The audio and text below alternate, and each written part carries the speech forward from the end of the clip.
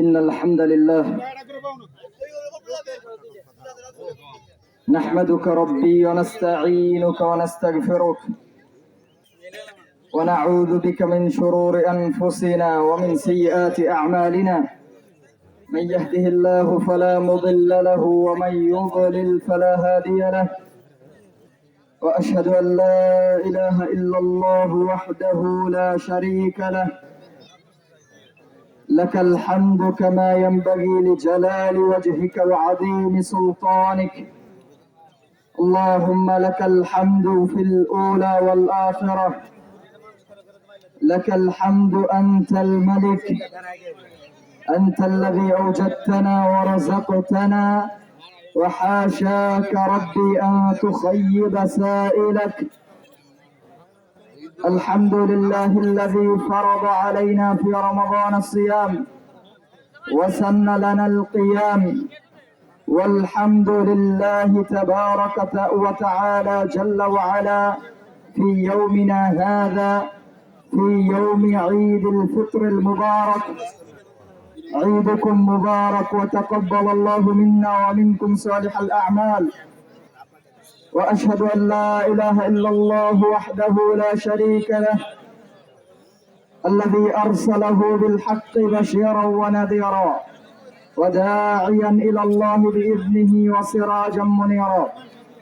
الله أكبر، الله أكبر، لا إله إلا الله، الله أكبر، الله أكبر ولله الحمد.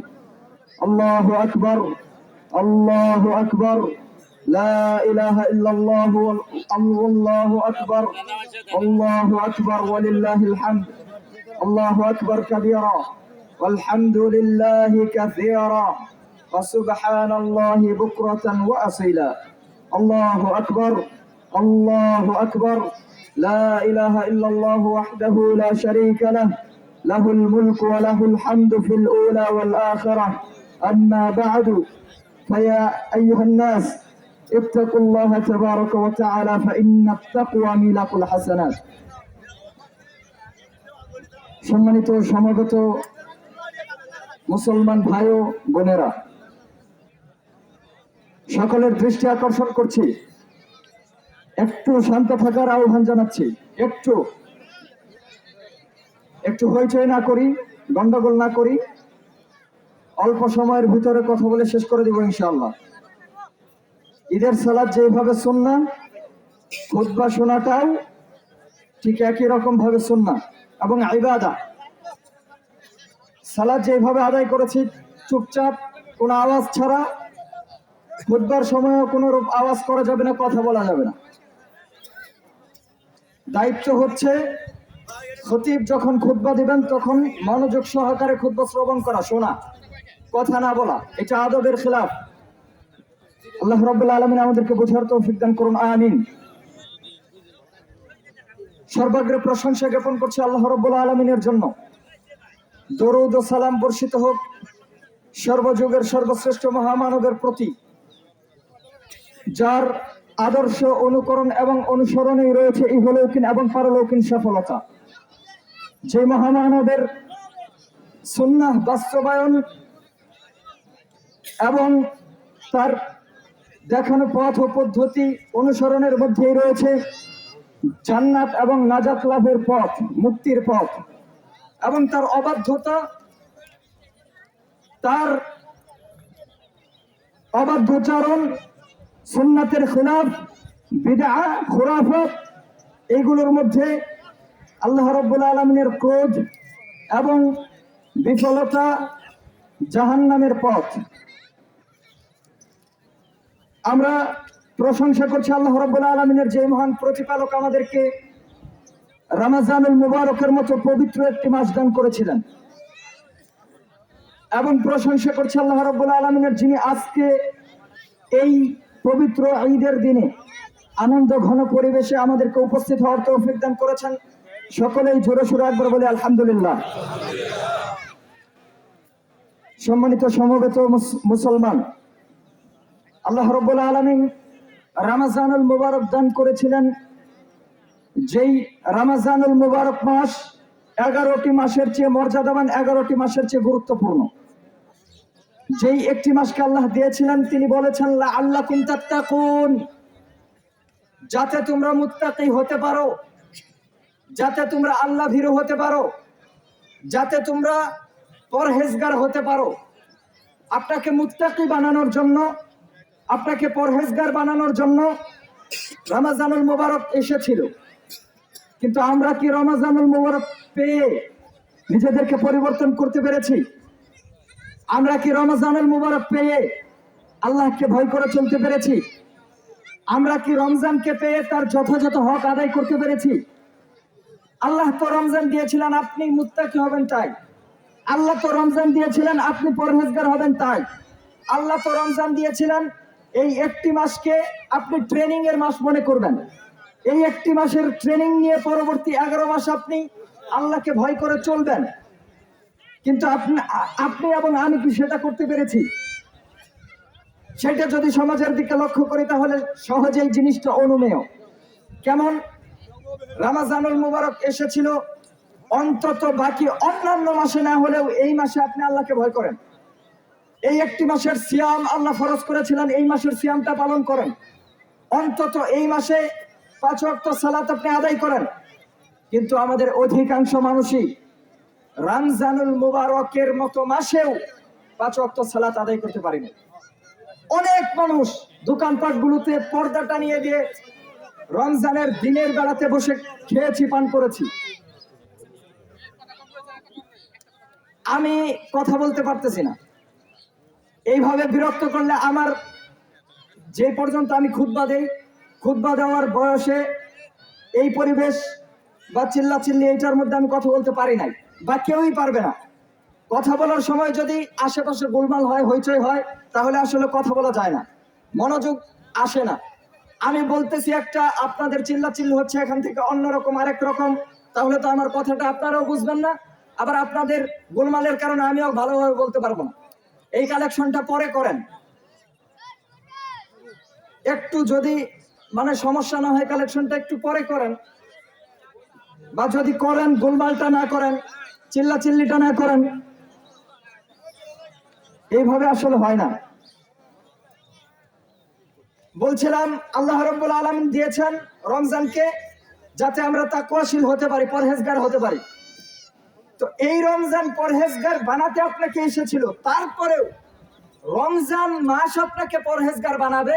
আপনি পরহেজগার হয়ে বাকি 11 মাস রমজানের আলোকে, রমজানের ট্রেনিং নিয়ে, ইমানের আলোকে বলিয়ান হয়ে অন্যান্য 11 মাস চলবেন। চলতে চলতে চলতে চলতে আবার যখন আপনি পাপে লিপ্ত হবেন, আবার যখন আপনি গুমরাহিতে লিপ্ত হবেন, আবার রমজান আসবে আপনাকে পবিত্র করতে, আবার রমজান আসবে আপনাকে শুদ্ধ করতে। কিন্তু আমরা সমাজের দিকে লক্ষ্য করলে দেখব, এই রমজানে, যেই রমজানে আপনার পবিত্র হওয়ার কথা ছিল, যেই রমজানে আপনার গুনাহ মাফ হওয়ার কথা ছিল, যেই রমজানে আপনি আল্লাহর নৈকট্যশীল বান্দাতে পরিণত হওয়ার কথা ছিল, সেই রমজানে এক শ্রেণীর মানুষ, আমরাই আমাদের ভিতরকার মানুষই দিনের বেলাতে পর্দা করে খেয়েছি, দিনের বেলাতে হোটেলগুলোতে পর্দা করে খেয়েছি।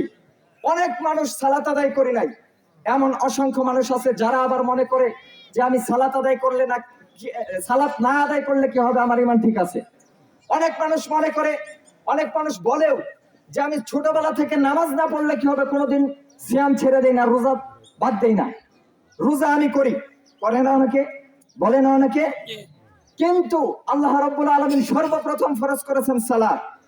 ইবাদতের মূল হচ্ছে সালাত। যার সালাত নাই তার কোন ইবাদত আল্লাহর দরবারে কাজে আসবে না। যার সালাত নাই তার ঈমান নাই। যে ব্যক্তির সালাত নাই সে মুসলিমই থাকে না, ইসলাম থেকে বের হয়ে যায়। এটা আমার কথা না, আল্লাহর রাসূলের কথা। বিশ্বনবী মুহাম্মদ সাল্লাল্লাহু আলাইহি ওয়াসাল্লাম তিনি বলছেন, বাইনাল আবদি ওয়া বাইনাল কুফরি তারকুস সালাহ। কাফেরের মাঝে আরেকজন মুমিনের মাঝে, মুসলিমের মাঝে পার্থক্য হচ্ছে সালাত। যার সালাত নাই সেই ব্যক্তির ইসলামে কোনো জায়গা নাই।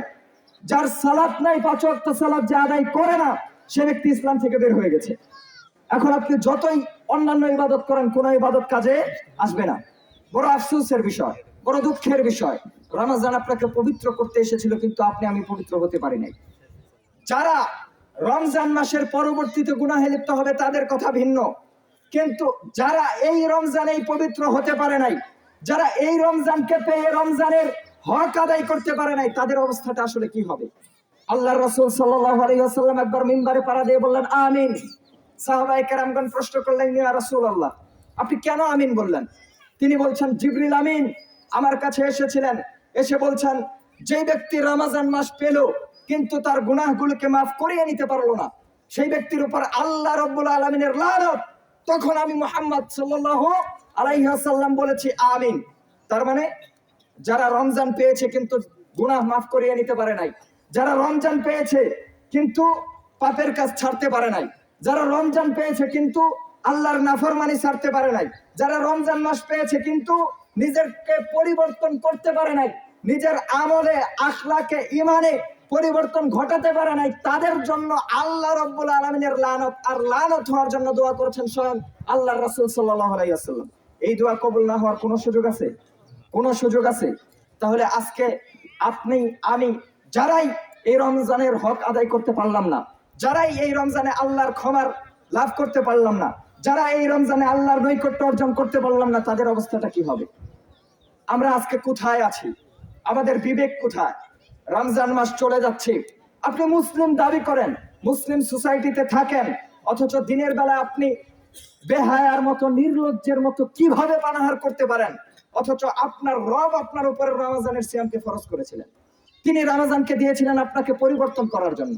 রমজান এসেছিল আপনার চিন্তা চেতনার পরিবর্তন ঘটাতে, আপনার মস্তিষ্কের বিকাশ ঘটাতে, আপনার মাঝে এই চিন্তা উদয় করতে যে তোমাকে পরিবর্তন হতে হবে, তোমাকে আরেকটু চেষ্টা করতে হবে, আল্লাহর দিকে আরেক ধাপ এগোতে হবে।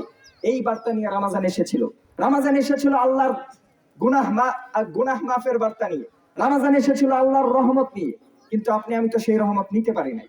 আল্লাহ তো চান না আপনাকে জাহান্নামে দিতে। আল্লাহ জান্নাত বানিয়েছেন আপনার জন্যে। আল্লাহ জান্নাত বানিয়েছেন আপনার জন্যে। জাহান্নামের সংখ্যা বেশি না জান্নাতের সংখ্যা বেশি? জান্নাতের সংখ্যা বেশি না? তাহলে আল্লাহ জান্নাতে দিবে না তো বেশি? আল্লাহ তো আপনাকে চান না জাহান্নামে দিতে। আল্লাহ তো আপনাকে দয়া করেন, আপনাকে ভালোবাসেন। আল্লাহ রাসূল বলছেন, একবার এক মহিলা তার কোলের বাচ্চাকে নিয়ে, শিশুকে নিয়ে আসলো। কোলের শিশুকে দেখে তিনি বলছেন, এই মহিলা তার কোলের শিশুকে কি আগুনে নিক্ষেপ করতে পারে? সাহাবায়ে কেরাম বললেন, না ইয়া রাসূলুল্লাহ, এই মহিলা তার সন্তানকে খুব ভালোবাসে।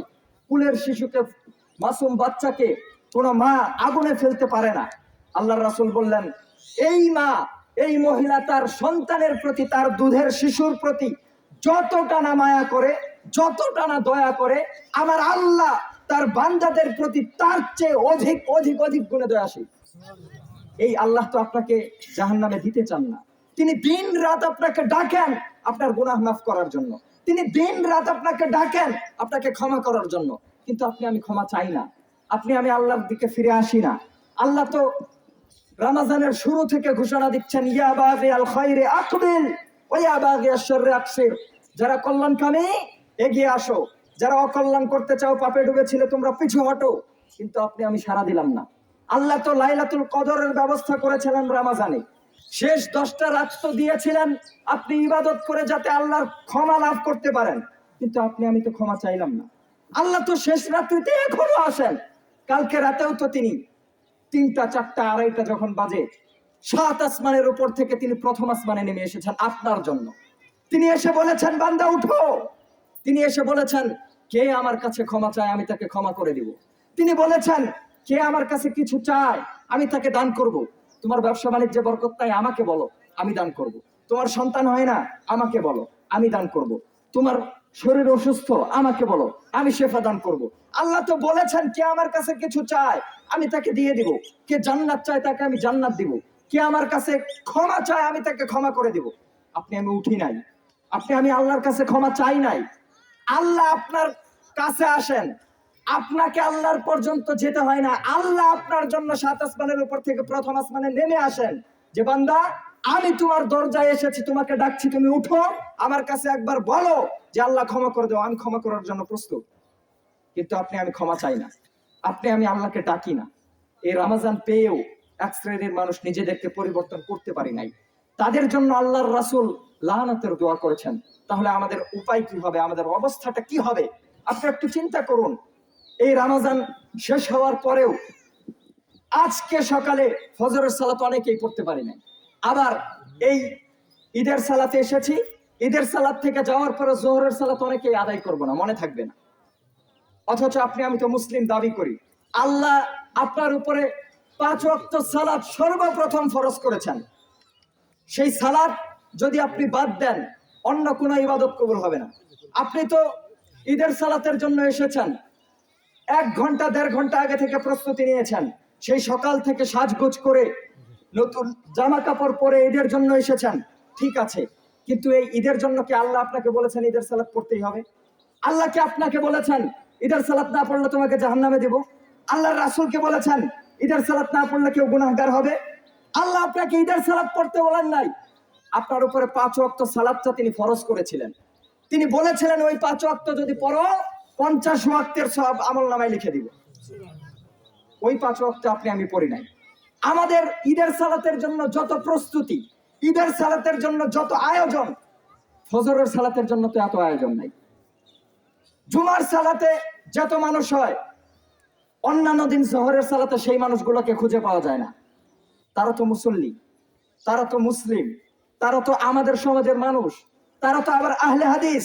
যারা দাবি করি আমরা আল্লাহর রাসূলের সচ্চা অনুসারী, যারা দাবি করি কোরআন এবং সুন্নাহর সবচেয়ে নিকটবর্তী আমরা, তারা জুমার সালাতে যত মানুষ হই, জোহরের সালাতে আমাদেরকে খুঁজে পাওয়া যায় না। ঈদের সালাতে যত মানুষ এসেছি, ফজরের জামাতে মসজিদে এই সবগুলাকে খুঁজে পাওয়া যায়নি। কেন এমনটা হলো? কেন এই পরিবর্তন? আল্লাহ তো আপনাকে বলে না ঈদের সালাতে তোমাকে আসতেই হবে, এইটা সুন্নাহ। আপনি যদি আসেন আল্লাহর রাসূলের সুন্নাহ পালন হবে, সওয়াব পাবেন, না আসলে কোনো গুনাহ নাই। কিন্তু ফজরের সালাত যারা পড়েন নাই তাদের ব্যাপারে আল্লাহর রাসূল তো কাফেরের ঘোষণা দিয়েছেন। যারা ফজরের সালাত আদায় করেন নাই, জোহরের সালাত পড়বেন না, তাদের ব্যাপারে তো আল্লাহর রাসূল বলেছেন তার মাঝে কাফেরের মাঝে কোনো পার্থক্য নাই।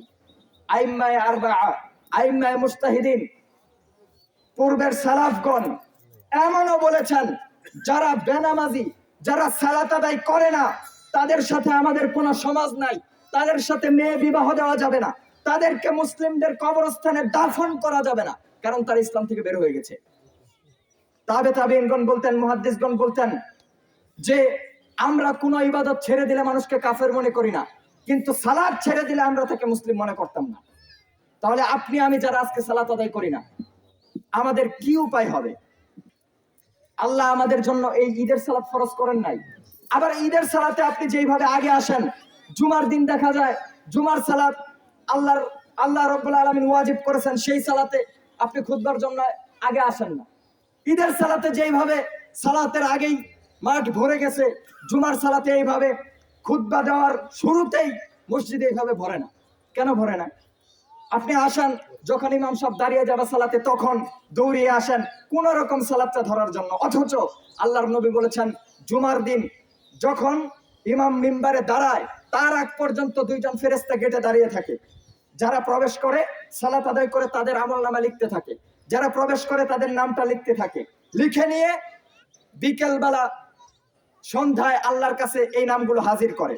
আর যখন খতিব খুতবা দেওয়ার জন্য মিম্বারে দাঁড়িয়ে যায়, তখন তারা খাতা বন্ধ করে তারা বসে যায় খুতবা শোনার জন্য। এরপরে যতজন মসজিদে ঢুকে তাদের নাম আর লেখা হয় না। তাইলে আপনারা যারা খুতবা শুরু হওয়ার পরে মসজিদে ঢুকেন, আপনারা ঢুকেন ঠিকই, হাজিরাতে আসেন ঠিকই, কিন্তু আপনার হাজিরা খাতায় উঠে না, আল্লাহর কাছে নামটা যায় না। এই জন্য এখন থেকে পরিবর্তন হন, সাবধান হন, সতর্ক হন। আল্লাহ আপনাকে বলে নাই এই ঈদের সালাত পড়তে হবে, আল্লাহ আপনাকে 5 ওয়াক্ত সালাত পড়তে বলেছিল, ওইটা ঠিক রাখেন। আজকে ঈদ হয়ে গেছে আমাদের অন্যান্য বিধর্মীদের উৎসবের মতো একটা দিন, অথচ মুমিনের প্রত্যেকটা কাজ ইবাদত, মুমিনের প্রত্যেকটা কাজই ইবাদত। মুমিন যদি দোয়া পড়ে ঘুমায়, সারা রাত ঘুমালে আল্লাহ রাব্বুল আলামিন আমলনামায় নেকি লেখেন। মুমিন যদি প্রাকৃতিক কাজ সারার জন্য টয়লেটে যায়, দোয়া পরে ঢুকলে আর দোয়া পরে বের হলে এর বিনিময়ে আল্লাহ রাব্বুল আলামিন আমলনামায় সওয়াব লেখেন। মুমিন বিসমিল্লাহ বলে যদি খাবার খায়, তার পেটের জন্য সে খায়, নিজের সুস্থ থাকার জন্য খায়, শরীর ভালো থাকার জন্য খায়, কিন্তু এই যে বিসমিল্লাহ বলে খান, এর জন্য আল্লাহ রাব্বুল আলামিন সওয়াব লেখেন। আপনার খাওয়াটাও ইবাদত, আপনার ঘুম ইবাদত, আপনার হাঁটা চলা, আপনার কথা বলা, সব আল্লাহ রাব্বুল আলামিন ইবাদতের সওয়াব দেন। এই ঈদের দিনটাও, ঈদের সালাতটাও ইবাদত। এই জন্য কবি বলেছেন, লাইসাল ঈদ লিমান লাবিসাল জাদিদ ওয়ালাকিন্নাল ঈদ লিমান খাফাল ওয়াঈদ। ঈদ তার জন্য না যে শুধুমাত্র নতুন পোশাক পরে, শুধুমাত্র নতুন কাপড় পরে, যে ঈদ তার জন্য না। ঈদ তার জন্য যে ব্যক্তি আল্লাহকে ভয় করতে পেরেছে, যে ব্যক্তি একটা মাস আল্লাহর আনুগত্যে কাটাতে পেরেছে, যে ব্যক্তি একটা মাস গুনাহ থেকে পবিত্র থাকতে পেরেছে, যে ব্যক্তি এই একটা মাস পেয়ে আল্লাহর কাছ থেকে ক্ষমা লাভ করতে পেরেছে, ঈদ তার জন্য। যেই ব্যক্তি সারা মাস রোজা রাখলো না, সেই ব্যক্তি ঈদের মধ্যে কিভাবে বুঝবে? আল্লাহর রাসূল বলেছেন, সিয়াম পালনকারীর জন্য দুইটা খুশির সময়, একটা হচ্ছে ইনদা ফিতরিহি, যখন সে ইফতার করে। যে ব্যক্তি সারাদিন রোজা রাখে নাই, ইফতারের কি মজা সে পাবে না। আরেকটা সময় হচ্ছে ঈদুল ফিতরের দিন। যেই ব্যক্তি এক মাস সিয়াম পালন করে নাই, এই ঈদে কি মজা এইটা সে বুঝবে না। দুই, ইনদা লিকাই রাব্বিহি, তার রবের সাথে যখন জান্নাতে সাক্ষাৎ করবে, ওইটাই হবে প্রকৃত সফলতা এবং প্রকৃত মজা। তাহলে যারা এক মাস আল্লাহর নাফরমানিতে ছিলাম, যারা সিয়াম গুলোকে ঠিক মতো পালন করে নাই, তারা তো আল্লাহর কাছে যেতেই পারবো না। আল্লাহর সাথে সাক্ষাৎ লাভ করবো কিভাবে? এই জন্য সম্মানিত দ্বীনী ভাই ও বোন, প্রিয় মুসলিম জনতা, ঈদটাকে ইবাদত মনে করুন এবং ঈদেরও আগে নিজের ঈমান এবং আমলকে সংশোধন করুন। এই রমজানের পরে আল্লাহকে ভুলে যাবেন না, ইবাদত গুলোকে ভুলে যাবেন না, মসজিদের সাথে সম্পর্ক বাদ দিবেন না। রমজান চলে গিয়েছে মানে আপনার আমলও ফুরিয়ে যাবে তা বলে নয়। রমজান চলে গিয়েছে, এই রমজানের শিক্ষাকে কাজে লাগিয়ে আপনি আগামী 1 বছর, আগামী 11টি মাস আল্লাহর তাকওয়ার উপরে থাকার চেষ্টা করবেন। এই বার্তা দিতে রমজান এসেছিল। আমরা ঈদের দিনটাকে অনেকে বিধর্মীদের উৎসবের মতো কাটিয়ে দেই। ঈদের দিনটাও যে ইবাদত, এটা অনেকে মনে করি না। আল্লাহর রাসূল বিধর্মীদের উৎসবের বিপরীতে 2টা দিন ধার্য করেছেন মুসলিমদের জন্য, একটা ঈদুল ফিতর আর একটা ঈদুল আজহা। এই 2টা দিন মুসলিমের জন্য। বাকি ইহুদি নাসারারা কি করত? তারা বছরের প্রথম দিকটা উদযাপন করে 31st নাইট, তারপরে হিন্দুরা পহেলা বৈশাখ উদযাপন করে, আরো কত দিবস আছে, ক্রিসমাস ডে ইত্যাদি ইত্যাদি উদযাপন করে। এগুলা কোন মুসলমানের উৎসব? কোন মুসলমানের উৎসব? অথচ আমাদের মুসলিম যুবকরা, যুবতীরা এই উৎসবগুলোতে খুব মাতামাতি করে, এই উৎসবগুলো ঘটা করে পালন করে, কিন্তু ঈদটাকে তার নিজের উৎসব বলে মনে করে না। ঈদের দিন মনে করে ছুটির দিন, শুধুমাত্র আপনার ফজরের পরে দিয়ে ঈদের জামাত যখন শুরু হবে 8টা-9টার দিকে, তার আগে আধা ঘন্টা আগে উঠে গোসল করে ঈদের সালাতটা আদায় করব, এরপরে সারাদিন ঘুমাবো, ঘোরাফেরা করব, ফুর্তি করব, আর কোনো কাজ নাই। অথচ কথা কি এটা ছিল? ঈদের দিনের প্রথম কাজ ছিল ফজরের সালাত আদায় করা। ঈদের দিনের প্রথম কাজ ছিল ফজরের সালাত আদায় করা। কয়জন ফজরের সালাত আদায় করেছি? যারা ফজরের সালাত আদায় করি নাই, তারা আজকে ঈদের মাঠে আসা মানে তার লজ্জা হওয়া দরকার, তার হায়া হওয়া দরকার, একটু অনুশোচনা হওয়া দরকার। এই ঈদের সালাত আপনার জন্য না। যারা ফজর আদায় করি নাই, এই ঈদের সালাত আমাদের জন্য না। ঈদের সালাত তার জন্য যে ফজর আদায় করেছে। ঈদের দিনের প্রথম কাজই ছিল ফজরের সালাত আদায় করা। এরপরে ঈদের সালাতে আসবেন, এইটাও একটা নফল ইবাদত, সুন্নাহ, এইটার আলাদা সওয়াব আছে। এর পরবর্তীতে পরের কাজ হচ্ছে জোহরের সালাত আদায় করা, বাকি সালাতগুলো আদায় করা। এইগুলো না করে শুধুমাত্র ইহুদি খ্রিস্টানরা যেভাবে মৌজ মাস্তি নিয়ে ব্যস্ত থাকে, আমাদের উৎসবগুলো এইভাবে কাটবে, এইটা কোনো মুমিনের জন্য উচিত না। কোনো মুমিনের জন্য এইটা করা সমীচীন না। ঈদের দিনে তাই বলে কি আপনি ফুর্তি করবেন না, আনন্দ করবেন না তা না, আনন্দ করবেন। আল্লাহ রাসূলের সাহাবারা আনন্দ করতেন। কিভাবে করতেন? আপনি আমি জানি না তারা কিভাবে আনন্দ করতেন। আল্লাহ রাসূলের সাহাবারা ইবাদত গুলো সারার পরে বাকি অবসর ফ্রি টাইমে তারা তরমুজের খোসা দিয়ে ঢিলাঢিলি করতেন, আনন্দ করতেন। ঈদের দিন একজন আরেকজনের গায়ে এগুলো ছুঁড়ে মারতেন, এইগুলো দিয়ে আনন্দ করতেন। এইভাবে আরো আপনি শারীরিক কসরতের যেই খেলাগুলা, ফুটবল আয়োজন করেন, কোনো সমস্যা নাই। শারীরিক ব্যায়াম হবে যেই ধরনের খেলা, এইগুলো আয়োজন করেন। অন্যান্য আনন্দ ফুর্তি যেগুলো আছে এইগুলা করেন, কিন্তু সেটা শরীয়তের মধ্যে থেকে, আল্লাহর আনুগত্যের গণ্ডির মধ্যে থেকে। আল্লাহর আনুগত্যের বাইরে গিয়ে আল্লাহর নাফরমানিতে লিপ্ত হয়ে আনন্দ প্রকাশের চেষ্টা করবেন না, এটা মুমিনের জন্য উচিত না। আজকে জুমার সালাতকে আমরা মনে করে, জুমার দিনকে আমরা মনে করি অবসর দিন। জুমার দিনকে আমরা বানিয়ে ফেলেছি 12টা পর্যন্ত ঘুমিয়ে কাটানোর দিন। ঈদের দিনকে আমরা বানিয়ে ফেলেছি বিকেল পর্যন্ত, দিনের বেলা ঘুমানোর দিন, বিকেল হলে বন্ধু বান্ধব নিয়ে পার্কে ঘোরার দিন। ইবাদতের দিন বলে মনেই করি না, জুমার দিনকে ইবাদতের দিন বলে মনেই করি না। আবার অনেকে জুমার দিন আর ঈদের দিন, সালাতের দিন সুন্দর করে ক্লিন সেভ করে মসজিদে আসি, দেখতে খুব ভালো লাগে, তাই না? জুমার দিন তো ইবাদতের দিন, এই দিন আপনি ক্লিন সেভ করে আসেন, দেখতে খুবই ভালো লাগে। ঈদের দিন আপনি ক্লিন সেভ করে আসলেন, আপনাকে দেখতে খুব ভালো লাগে। অথচ আল্লাহর রাসূল তো দাড়ি রাখাকে ওয়াজিব করে দিয়েছেন, তিনি আদেশ করেছেন যে দাড়ি রাখতে হবে, কিন্তু আপনি আমি রাখলাম না। আমরা আবার বলি আল্লাহর রাসূলকে ভালোবাসি, আমরা বলি আল্লাহর নবীকে ভালোবাসি, কিন্তু তার সুন্নাহ, তার আদর্শ আমরা রাখতে পারি না। তার সুন্নাহ, তার আদর্শ আমাদের নিজেদের জীবনে বাস্তবায়ন করতে পারি না। আল্লাহর রাসূলকে আপনি কতটা ভালোবাসেন? আপনার জন্য আল্লাহর রাসূল গোটা জীবন বিলিয়ে দিয়েছেন। আপনার জন্য আল্লাহর রাসূল তার জীবনের পুরোটাই ব্যয় করেছেন আপনার জন্য। তিনি কি না করেছেন আপনার জন্য? আল্লাহর রাসূল আপনার জন্য নির্যাতিত হয়েছেন, আপনার জন্য মার খেয়েছেন, আপনার জন্য দেশ ছেড়েছেন, আপনার জন্য আল্লাহর রাসূলের মেয়ের তালাক হয়ে গিয়েছে, আপনার জন্য আল্লাহর রাসূল তার পরিবার পরিজন থেকে বিচ্ছিন্ন হয়েছেন, আপনার জন্য আল্লাহর রাসূল কেঁদেছেন, তিনি রাতে উঠে আপনার জন্য কাঁদতেন।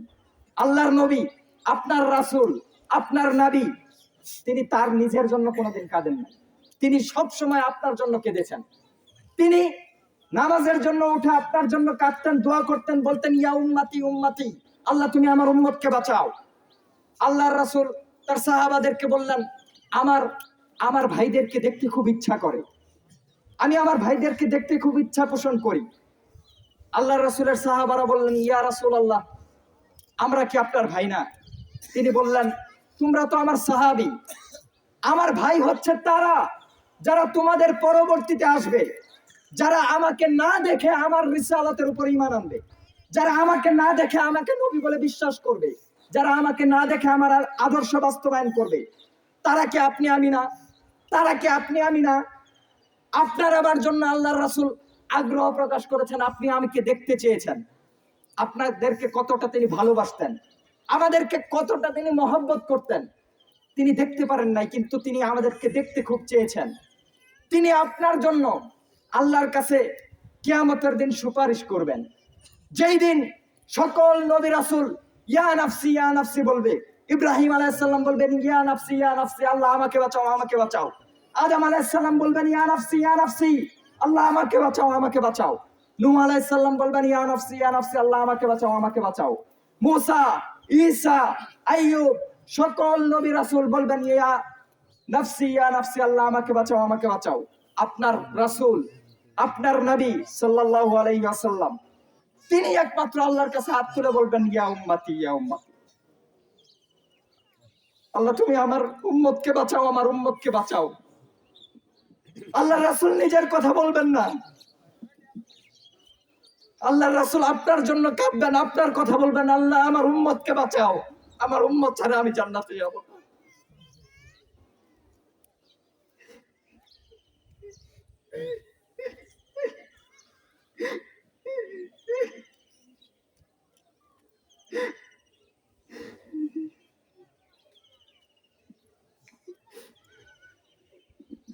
ফিদাকা আবি ওয়া উম্মি ইয়া রাসূলুল্লাহ।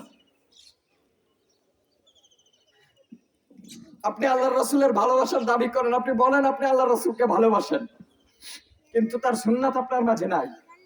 আপনি আপনার দাবিতে মিথ্যা, আপনি মিথ্যা দাবি করেন আল্লাহর রাসূলকে ভালোবাসেন। আপনি যদি আল্লাহর রাসূলকে ভালোবাসতেন তাহলে তার আদেশগুলোকে মান্য করার চেষ্টা করতেন, তার সুন্নাত আপনার মাঝে থাকতো।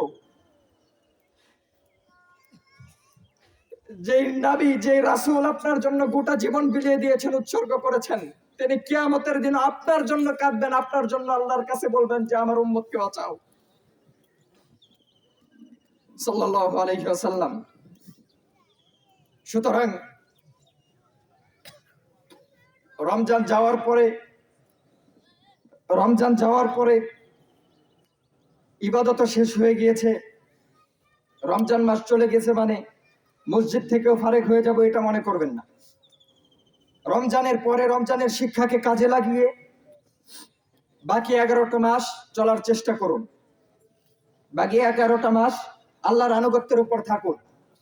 এবং ঈদুল ফিতরের সময় আল্লাহর রাসূল ফিতরা দিতে বলেছেন কেন? ফিতরা দিতে বলেছেন এই জন্য, যাতে ঈদের দিন কোনো দরিদ্র, কোনো গরিব মিসকিন না খেয়ে না থাকে। যাতে আপনি আনন্দ করবেন, উল্লাস করবেন, আপনার ভাই, আপনার প্রতিবেশী যাতে এই দিনটাতে কান্না না করে, এই দিনটাতে যাতে অখুশি না থাকে। এই জন্য ঈদ শুধু নিজে করার চেষ্টা করবেন না, ঈদ আশেপাশে সকলকে নিয়ে করার চেষ্টা করবেন। প্রতিবেশীর খোঁজখবর নেবেন। আপনার বাড়িতে আজকে ভালো মন্দ রান্না হবে, আপনার প্রতিবেশীর বাড়িতেও কি হচ্ছে কিনা এটা একটু দেখবেন, এইটা একটু খোঁজখবর নেবেন। ঈদ মানে শুধু নিজে আনন্দ করা না। আমরা অনেকে আল্লাহর আনুগত্যের মাঝে থাকতে না পারলেও রমজানের শেষ দশকটা মার্কেটে খুব ঘোরাঘুরি করেছি, মার্কেট করেছি, কেনাকাটা অনেক করেছি। আমরা মনে করি শুধুমাত্র কেনাকাটা করাটাই মনে হয় ঈদের সফলতা। ঈদে নতুন জামা পড়তেই হবে, এটা আপনাকে কে বলেছে? এটা কেউ বলে নাই। আল্লাহ আপনাকে বলে নাই যে নতুন জামা পড়তেই হবে। আল্লাহর রাসূল আপনাকে বলে নাই যে নতুন কাপড় কিনতেই হবে। আল্লাহর রাসূল বলেছিলেন নতুন পোশাক নয়, সুন্দর পোশাক পরবা। নতুন পোশাক পরবা, সুন্দর পোশাক পরবা, সেটা লিমিটের মধ্যে থেকে। প্রত্যেক বছরে যে নতুন কাপড় পরতে হবে তা বলে নয়। আপনি আপনার প্রতিবেশী যারা দরিদ্র তাদের মুখে হাসি ফোটান, দেখবেন যেই ঈদে আপনি তাদের মুখে হাসি ফোটাবেন ওই ঈদটা আপনার জীবনের শ্রেষ্ঠ ঈদ হয়ে যাবে। এই জন্য আশেপাশের সবাইকে নিয়ে ঈদ করার চেষ্টা করুন, প্রতিবেশীর খোঁজখবর রাখুন এবং বাকি জীবনটাকে আল্লাহর আনুগত্যের উপরে কাটানোর চেষ্টা করুন। আল্লাহ রাব্বুল আলামিন আমাদের সকলের ইবাদতগুলোকে কবুল করে নিন, বলুন আমিন। আল্লাহ আমাদের গুনাহগুলোকে তুমি মাফ করে দাও, বলুন আমিন। আল্লাহ আমাদের মধ্যে আমরা যারা এখানে উপস্থিত হয়েছে আমরা বড় পাপী, তুমি বড় ক্ষমাবান। আমরা বড় পাপী, তুমি বড় ক্ষমাবান, তুমি বড় রহমান। তুমি যদি আমাদেরকে ক্ষমা না করো, আমাদের যাওয়ার জায়গা নেই, তুমি আমাদেরকে ক্ষমা করো। আল্লাহ আমাদের গুনাহ যদি আসমান জমিন পরিমাণ হয়ে যায়, তুমি আমাদের সব গুনাহকে বিনা হিসাবে মাফ করে দাও। আল্লাহ আমাদের ছোট বড় প্রকাশ্য অপ্রকাশ্য সকল গুনাহগুলোকে তুমি মাফ করে দাও। আল্লাহ তুমি আমাদের রাতে করা গুনাহ, দিনে করা গুনাহ, সব গুনাহকে মাফ করে দাও। আল্লাহ আমাদেরকে তুমি সাহাবায়ে কেরামের মানহাজের উপরে থাকার তৌফিক দান করো। আমাদের মধ্যে যারা অসুস্থ তাদেরকে শেফায়ে কামেলা আজিলা দান করো। আমাদের ব্যবসা বাণিজ্যে তুমি বরকত দান করো। আমাদের তুমি বালা মুসিবত দূর করে দাও। যারা অসুস্থ তাদেরকে শেফা দান করো। যারা বালা মুসিবতগ্রস্ত তাদের বালা মুসিবত দূর করে দাও।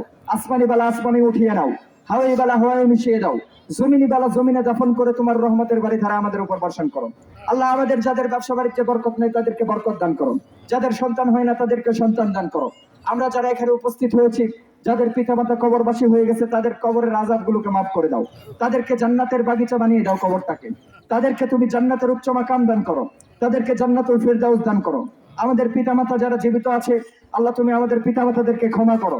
আমাদের পিতামাতাদেরকে ঈমানের উপর মৃত্যুবরণ করার তৌফিক দান করো। আমাদের পিতামাতাদের হায়াতে তয়্যিবা দান করো। তাদেরকে নেক হায়াত দান করো এবং ঈমানের উপরে আমলের উপরে অটুট থাকার তৌফিক দান করো। আল্লাহ আমাদের সকলকে এখান থেকে ওঠার আগেই তুমি আমাদের আমলগুলোকে কবুল করে নাও, আজকের সালাতটাকে কবুল করে নাও এবং আমাদেরকে ক্ষমা করে দাও। আমাদের 1 মাস সিয়াম, এই সিয়ামগুলোকে তুমি কবুল করে নাও। আমাদের 1 মাসের কিয়ামুল লাইল, তারাবি, এই সালাতগুলোকে তুমি কবুল করে নাও। আমাদের বিগত দিনগুলোর সালাত, সিয়াম, কিয়াম সব ইবাদতগুলোকে তুমি কবুল করে নাও। আল্লাহ আমরা যত দোয়া করেছি আমাদের দোয়াগুলোকে তুমি কবুল করে নাও।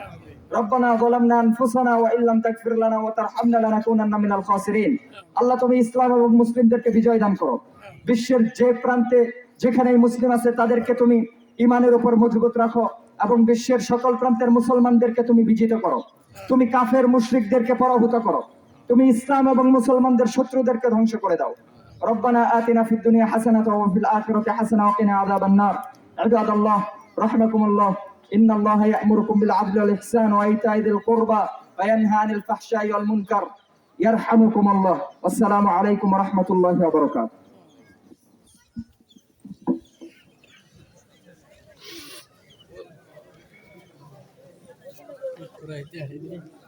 মানুষ তোমার লাড়িয়েছে।